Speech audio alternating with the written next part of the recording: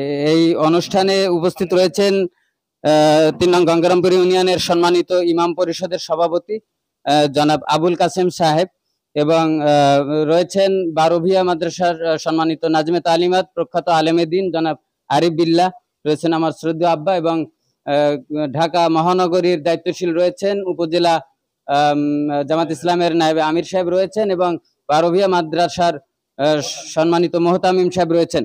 আজকের এই আয়োজনের মূল এজেন্ডা ছিল যে সমাজে মানুষের শান্তি শৃঙ্খলা রক্ষার্থে ইমামদের কি ভূমিকা রয়েছে সেই শীর্ষক আলোচনা এবং ইমামরা বিভিন্ন সময় বিভিন্ন সুবিধা থেকে বঞ্চিত থাকে সেই নিরসনে কি আলোচনা এবং এই যে বিভিন্ন ঘরানার আলেমরা এক জায়গায় হয়েছেন এতে সমাজে কোনো প্রভাব পড়বে কিনা আমরা একটু ইমাম পরিষদের সম্মানিত সভাপতির কাছে জানতে চাচ্ছি। আজকের এই অনুষ্ঠানে আপনি কি মনে করেন যে এই অনুষ্ঠান দ্বারা আমাদের ইমামদের এবং সমাজের কি পরিবর্তন আসতে পারে?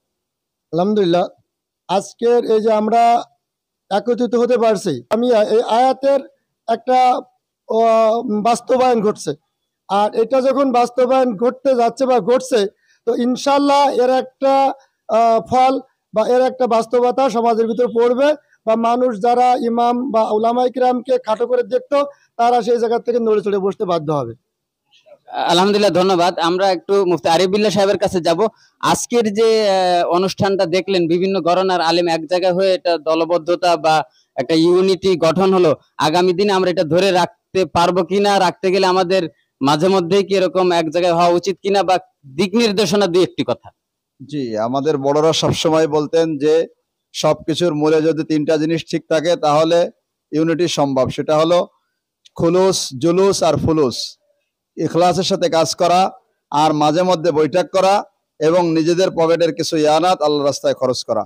আমাদের আজকের এই অনুষ্ঠানে আলহামদুলিল্লাহ আমরা ইতিমধ্যে তা বাস্তবায়ন হয়েছে এবং মাঝে মধ্যে যদি আমরা এরকম জুলুসের আয়োজন করি এবং ইখলাস খুলুসের সাথে বসি আর এবং আমাদের কিছু ফুলুস অর্থাৎ পকেটের কিছু অর্থও যদি এই রাস্তায় দিই, আমাদের আন্তরিকতা এবং এর অগ্রগামিতা ইনশাআল্লাহ আসবে।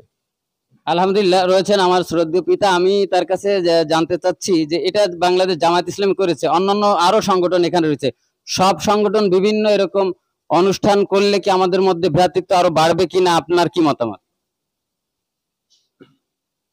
এরকম বৈঠক আমাদের সর্বদলেরই হওয়া উচিত, যেহেতু আমরা মুসলমান এবং আমাদের ইসলামী শান্তির ধর্ম, ইসলামের ডাকে সঠিকভাবে যে ডাকবে সেই ডাকায় আমাদের সাড়া দেওয়া উচিত এবং আমাদের আত্মশুদ্ধি হওয়া উচিত এবং দিনকে সঠিকভাবে উপস্থাপন করা দরকার। উপস্থিত আছেন ঢাকার এক পৃষ্ঠপোষক, তিনি মাঝে মধ্যে অঞ্চলে আসেন এবাকাঙ্ক্ষী। আজকের এই আয়োজন দেখে এই আলেমদের একতাবদ্ধ আগামীর বাংলাদেশ আপনি কিভাবে দেখছেন?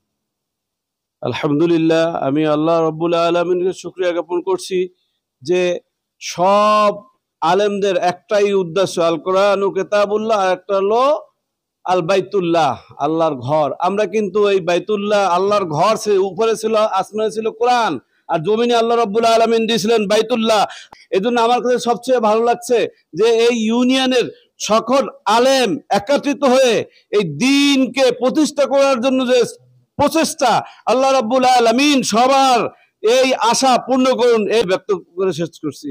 আলহামদুলিল্লাহ, নেতৃবৃন্দ কথা বলেছেন। আমরা সর্বশেষ আমরা বারোভিয়া মাদ্রাসা সম্মানিত প্রিন্সিপাল সাহেবের সঙ্গে কথা বলবো। আজকের আলোচনায় আপনি বেশ কিছু দিক নির্দেশনা দিয়েছেন।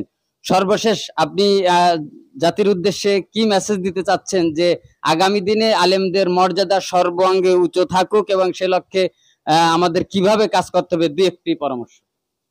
আলহামদুলিল্লাহ, আজকে যে আমরা যে এখানে একতাবদ্ধ হতে পেরেছি আল্লাহর কাছে হাজার শুকরিয়া। তো এখন আমি যে কথাটা বলছিলাম, আমরা যদি কথাটা যদি মুখের থেকে বলে দিয়ে চলে যাই তাহলে আমাদের সম্ভব না। আর যদি আমরা দিল থেকে বলে এখন থেকে যদি আমাদের কথাগুলো যদি দিল থেকেই হয়ে থাকে যে না, আমি আমার টুপির ভিন্নতা থাকতে পারে, আমার পাঞ্জাবির ভিন্নতা থাকতে পারে, আমার অন্য কোনো জিনিসের ভিন্নতা থাকতে পারে, কিন্তু আমরা যে সমস্ত দল যারা ইসলামিক দলগুলো আছি আমরা যদি সব যদি অন্তরের কথা হয়ে থাকে তাহলে আলহামদুলিল্লাহ আগামীতে ইনশাআল্লাহ এদেশে ইসলাম বিজয়ী হবে এবং এদেশে ইসলাম প্রতিষ্ঠিত হবে। আমি এই আশা রাখি, এই আশা রেখে আমি আমার কথা শুনি। 3 নম্বর গঙ্গারামপুর ইউনিয়ন থেকে M Khairul Islam Nomani, NKTV news, Khulna.